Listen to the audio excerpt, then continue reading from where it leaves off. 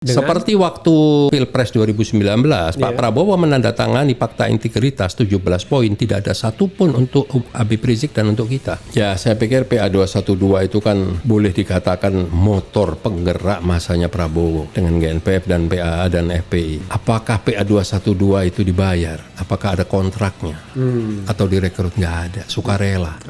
Mana ada capres dan cawapres pulang bawa duit karungan. Kan sekarang kan setiap organisasi yang pernah bersama-sama dalam perjuangan untuk memenangkan salah satu capres yang kita dukung saat itu kan punya cara tersendiri ya masing-masing ya. Mungkin PA212 sekarang, mungkin nanti GNPF, ya ada waktunya lah semua lah. Oh, tapi tetap akan menurut ijtima ulama lagi. Yang jelas kita sebagai umat Islam tidak boleh masuk lubang dua kali. Karena cuma keledai. Ya, kecuali keledai. Keledai, ya kan?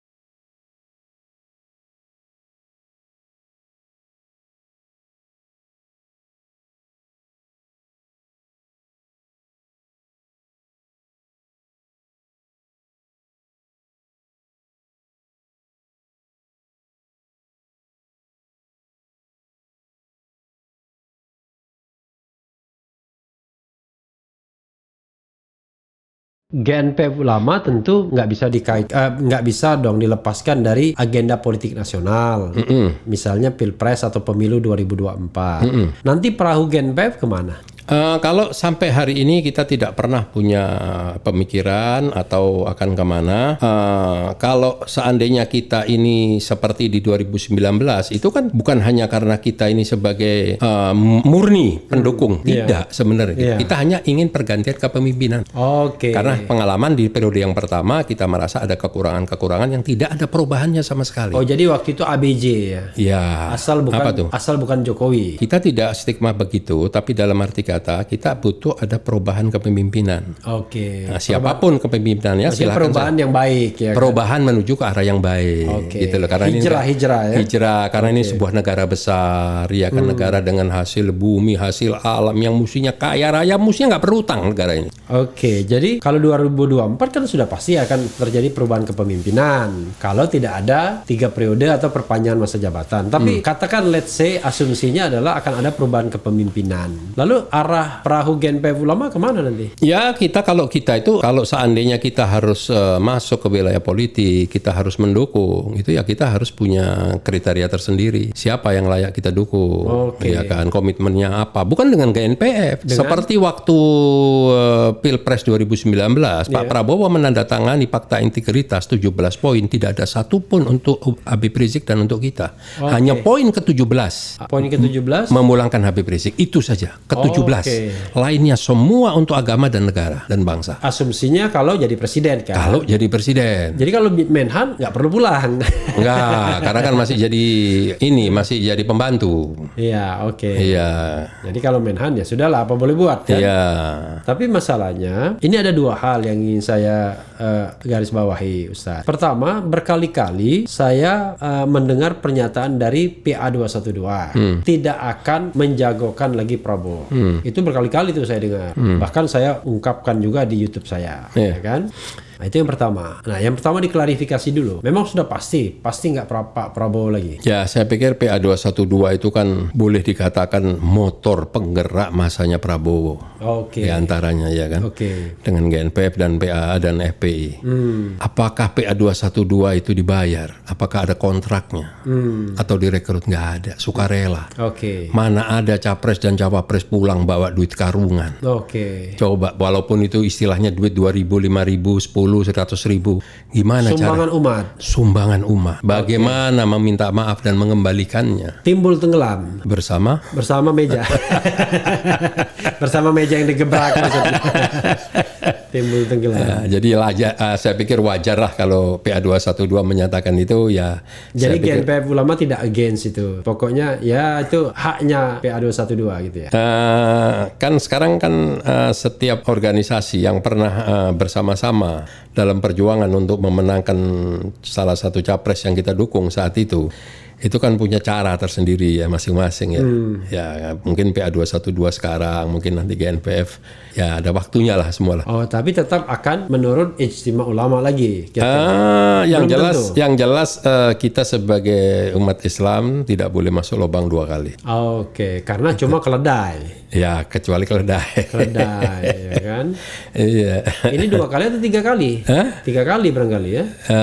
2014 enggak ya? 2014 justru tidak. Enggak, jadi tidak. 2014 enggak ikut-ikutan. Enggak ikut-ikutan. Oke, ya. Jadi 2019.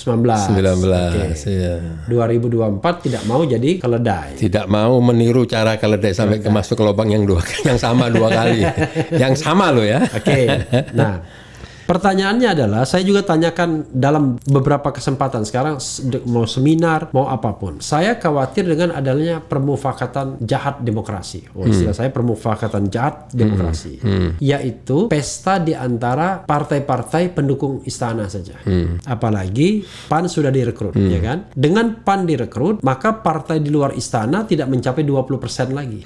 Kalau ketika PAN masih di luar istana, gabungan Demokrat, PKS, PAN itu masih lebih dari 20% kursi. Sekarang partai istana sudah mencapai 82%. Artinya mereka bisa dong membuat pilpres bahasa Jawanya mungkin saya salah, eto-eto apa? Iya, eto-eto bisa juga ya. Ya, capres pilpres eto-eto ya kan? Dan calonnya ya cuma mereka saja. Dari mereka, oleh mereka, untuk mereka.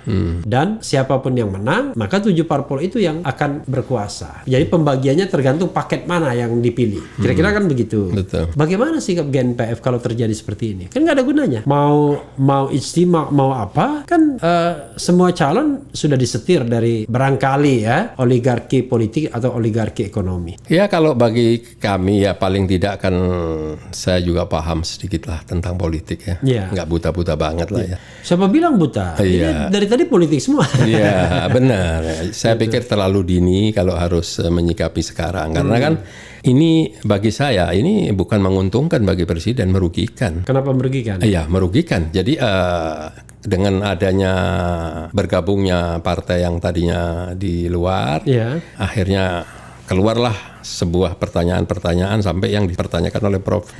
Refli tadi kan. Nah, berarti kan di situ ada indikasi bahwa presiden ini akan memperpanjang masa jabatannya. Justru kalau saya barangkali tidak. Jadi yang saya sebut dengan oligarki itu namanya oligarki banyak orang, tapi ya seputar istana saja.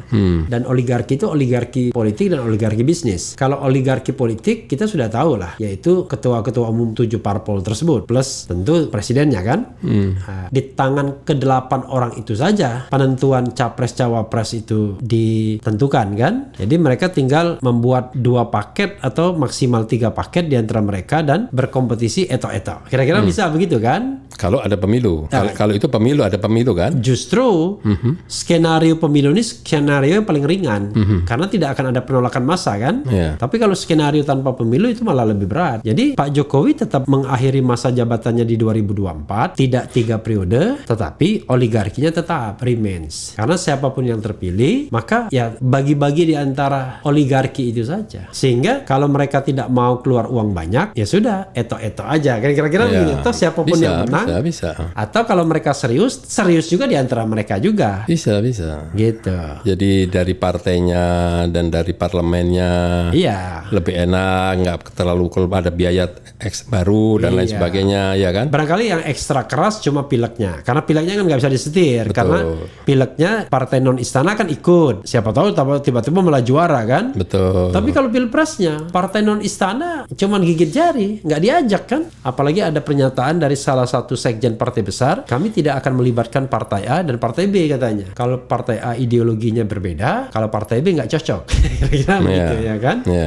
Jadi padahal di luar itu ada partai-partai Islam baru, ada partai Umat, Masyumi, tambah nggak bisa lagi pengaruhnya apa-apa. selain juga belum tentu bisa ikut pemilu, ya yang jelas tidak bisa mencalonkan presiden dan wakil presiden karena tidak punya kursi kan, tidak punya suara. Nah, GNPF Ulama apa upayanya untuk ini? Ya kalau Karena ini iya. menurut saya titik krusial yang akan menentukan wajah demokrasi kita ke depan. Gagal di sini, maka sesungguhnya kita akan mengalami penderitaan yang panjang Pasti. terhadap pulihnya demokrasi dan reformasi kita. Pasti. Jadi saya masih menaruh satu keyakinan. Ini masih terlalu dini kalau masih terlalu dini, di 2021 ya. Oke. Saya yakin di tahun 2022 awal atau menengah ya kan itu kan ada pergantian. Contoh misal pilkada di beberapa daerah yang sudah habis masanya seperti DKI, Jatim dan lain sebagainya. Itu kan pasti terjadi perubahan. Apakah pertanyaan saya, apakah partai-partai besar ya seperti Golkar, Gerindra, Nasdem dan lain sebagainya, apakah juga mereka akan terus begini sampai 2024 dan 2029? Maksudnya terus akrab. Ya mereka dalam arti kata mereka kan juga pingin dong mengambil peluang kekuasaan kan. Ya, itulah. untuk pilkada mereka kan gentleman agreement. Silakan kita berkelahi di pilkada. Silakan berkelahi di pileg karena kita nggak mungkin damai kan. Tapi di pilpres kan kita bisa damai katanya kan. Ya, tapi diskus pembicaraan itu sudah ada yang kayaknya di sana, tapi mereka juga udah punya ancar-ancar sendiri nantinya. Itu biasa terjadi di setiap mau menjelang pemilu kan. Artinya Ustadz masih yakin bahwa masih ada peluang demokratisasi. 2009 pernah terjadi contohnya kan 2009. Kenapa? Itu kan pernah terjadi asal bukan si A. Udah semuanya itu bisa mengkristal ke situ gitu.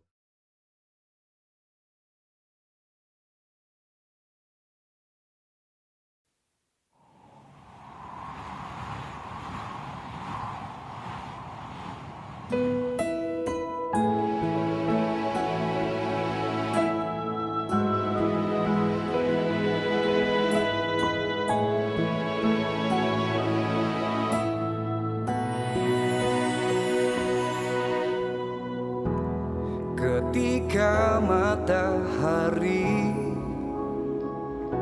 hanya di atas kepala, panas melelehkan padang yang luas, tak ada naungan, tapi Engkau pemimpin adil. Tuhan memberi kabar gembira. Setiap manusia adalah khalifah di muka bumi ini, tapi Engkau khalifah dari khalifah. Kau dinaungi, kau diselamatkan, oh, dari hari pembalasan. Engkau bisa bawa mata air kebaikan bagi manusia.